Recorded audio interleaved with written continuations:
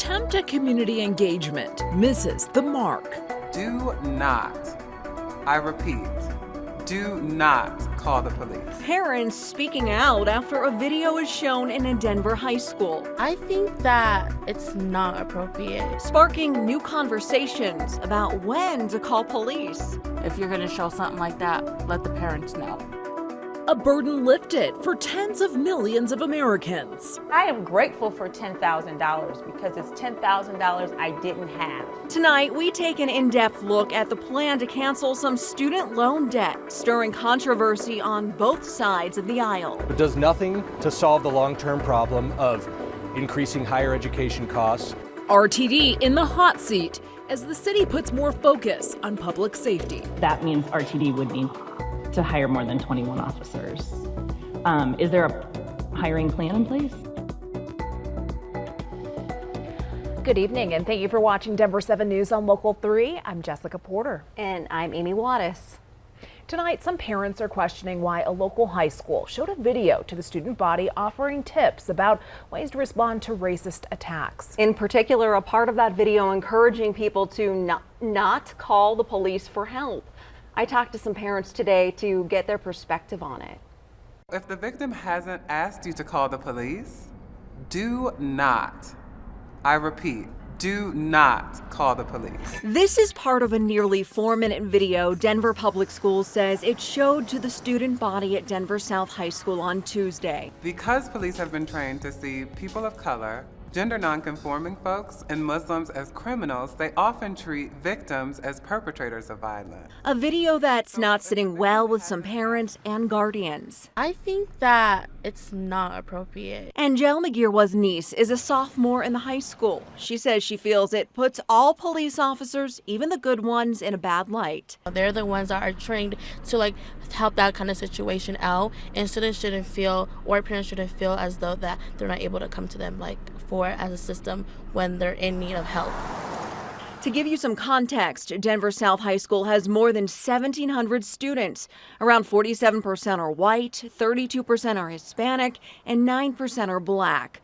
Denver South's principal posted this letter on the school website, saying in part that the intention behind the video was to provide empowerment for people who may witness these types of attacks and not to have any sort of negative impact on the relationship between Denver Public Schools and Denver Police. The district stressed it did not create the video and said the video was not properly vetted prior to its viewing, and says there are some narratives in this video that we do not subscribe to in DPS. I think if a video was going to be shown, the parents had a right to know that it was going to be shown. The president of the Denver Black Police Officers Organization says that while it's still very important that we capture the racial and bias events that may be occurring, it's also important to report these types of incidents so these types of acts aren't tolerated.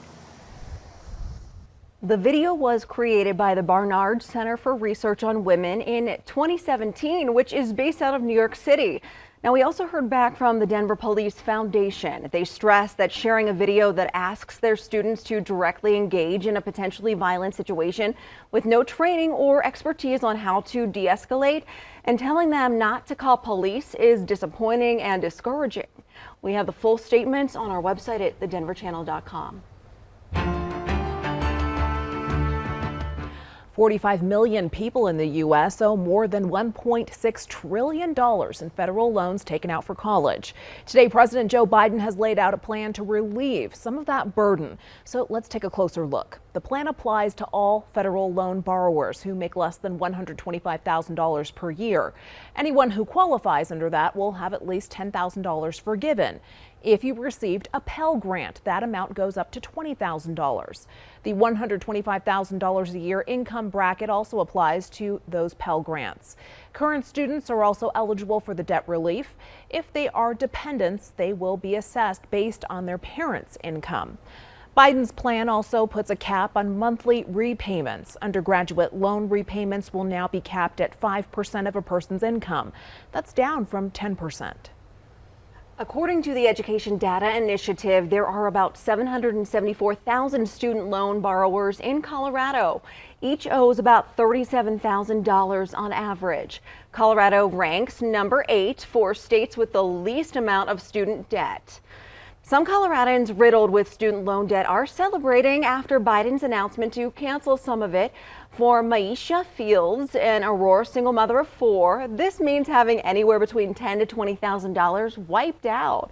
She still will have about $20,000 to $30,000 left to pay back, but it opens a path forward to becoming debt-free. But she acknowledges this is just the beginning and more work needs to be done to make higher education accessible to all.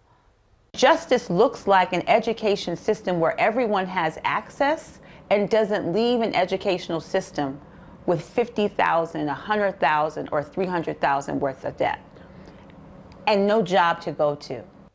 Nearly 8 million borrowers may not have to do anything if the U.S. Department of Education has their income data on file. It would if you've ever asked for a repayment plan based on income, for example. If you don't think this applies to you, the department will open a simple online form in the coming weeks where you can provide that information. All this applies only to people making below $125,000 or families making below $250K. And while the news was celebrated by many, it has also been criticized by many others as well. While some borrowers are upset that the plan doesn't apply to them, politicians worry about what this will do to the economy. This, I think, tragically, as kind-hearted as it seems, is going to feed into that inflationary spiral. I'm actually going to get to put this towards my own student loans, and I might actually pay off my loans before I turn 50. Does nothing to solve the long-term problem of increasing higher education costs. It's an investment in people, and it's going to ultimately be an investment in the communities. Those who qualify will need to apply for the student loan debt relief by the end of October. As of Wednesday, the website was overwhelmed with people trying to apply. Meanwhile, Biden has extended the pause on all student loan repayments again through the end of 2022. It was set to expire at the end of this month. Interest rates will remain at 0% until repayments start. Under an earlier extension announced in April, people who were behind on payments before the pandemic automatically will be put in good standing. The president says this will likely be the final extension. All right, now we want to know what will be the biggest impact on your life if your student loan debt is forgiven. You can share your opinion on thedenverchannel.com. We have a full breakdown of the loan forgiveness plan and full videos of people offering different perspectives on the issue. You can find the in-depth coverage at the top of our homepage.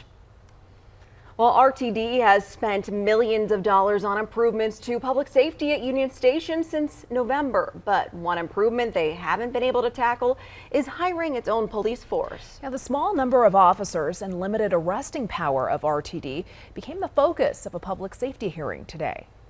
This year, Denver police have made over 1,100 arrests at Union Station. But today, the Denver Department of Public Safety acknowledged as the cold weather moves in, problems will only get worse there. Knowing that with cold weather, Union Station becomes a refuge for that cold weather. And we will see increased activity and increased crowding into the terminal, and we will have to be ready to address that so the problem does not exacerbate. RTD depends on Denver police for enforcement. How many RTD specific officers are there? So there's 21 as of 2 days ago. Adding to the transit agency's problems, RTD officers have limited arresting power at Union Station and have no enforcement power on other buses and trains in Denver County. Just a little over a year now, we do have the powers to write misdemeanor violations at Union Station. It's a system that's been in place for years, a system the new RTD police chief says is not typical of other transit agencies. I'm new to Colorado, but I think you should know that this is Colorado-based, not sort of typical of agencies around the country. RTD knows they cannot continue to rely on Denver police, a department dealing with its own staffing issues. So this is something unique to Denver, and it's something that I'm hoping that we can work through to ensure that as we hire throngs of more police officers, that we are not hiring and then taking away from the service areas of Denver, having to have someone come over and process and arrest. Compounding RTD's problems, the public safety director said enforcement at Union Station has pushed crime to a new hotspot at Colfax and Broadway. It's not fair. We have to live too, you know. We have We have to survive. Stealing benefits from Colorado's most vulnerable. Contact Denver 7 investigates skimmer scams targeting EBT cardholders. I was upset. I was in shock. How am I going to feed my children? Scattered storms still hanging out up in the mountains. Coming up, Denver's next best chance for rain. Kurt on the street is, there's a new restaurant in town. We're bringing Culver's to the downtown Denver. We're trying to teach people who we are and what we serve and have fun doing it.